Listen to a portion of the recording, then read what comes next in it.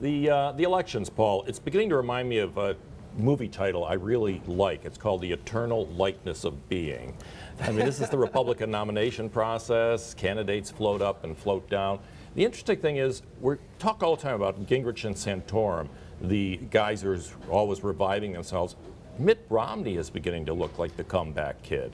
Really? He loses South Carolina, he wins Florida. He gets wiped out by Santorum in 3 states. Then he wins the CPAC straw vote of all things. Which was surprising, yeah. And then Maine. I mean, this would suggest he's going to lose Arizona and Michigan and win Super Tuesday. Well, in Maine, he did win narrowly over Ron Paul, but he did worse than he did 4 years ago. I mean, he was over, I think it was over 50% 4 years ago. This time he was under 40. Yeah. Very close. So it wasn't a great show of strength, particularly since Santorum and Gingrich really didn't compete there.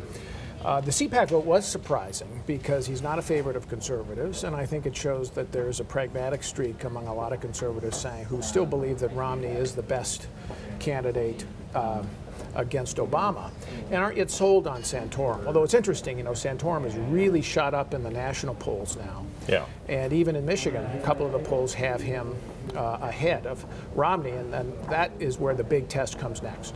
Well, you know what was interesting about the CPAC result is that apparently the Romney people understood that they couldn't lose this thing, and so they swarmed. They really flooded the zone down there in Washington. And he won. He got 36%. Santorum, who has no organization, nonetheless got 31%. It seemed like another example of the big Romney organization hitting something hard. Yeah, they win, but they never win big. Yeah, I think that you put your finger on it. That's what Romney does. I mean, he has the organization, he has the money. And when they apply both, they can overcome the weaknesses of message and the candidate. Yeah. And they really did apply that, and they did that in Florida. Spent, what, $14 million in Florida? Yeah. Astonishing for a single state. You know, some of the griping by Santorum, well, you know, Mitt bought tickets for people at CPAC. I don't buy that. They did win. They got the headline they wanted. They get, as you say, some people saying, well, the bleeding has stopped. Now the momentum is back. But I think that all of this, the last 2 weeks, has been mostly skirmishing. What we're looking at is Arizona and Michigan coming up on the 28th. Right. And if Santorum can beat Romney in one of them, I think he's going to focus mostly on Michigan. I think that would be really, really big news. What would you expect in terms of their strategies? Santorum spent a lot of time at CPAC talking about Obama, never mentioned Romney in his speech. And folks have been asking Romney, are you going to go negative on Santorum? Are you going to start talking about Barack Obama? What would you expect? What do you think's going to happen? I think Rick Santorum better wear his Kevlar vest. Yeah, that's my view too. I mean, Romney, look, he took apart Gingrich in Iowa, took him apart again in Florida. The lesson he said this, that he has drawn from South Carolina, is he wasn't negative enough. Yeah. He let Gingrich go on without taking him on, make his case without attacking it.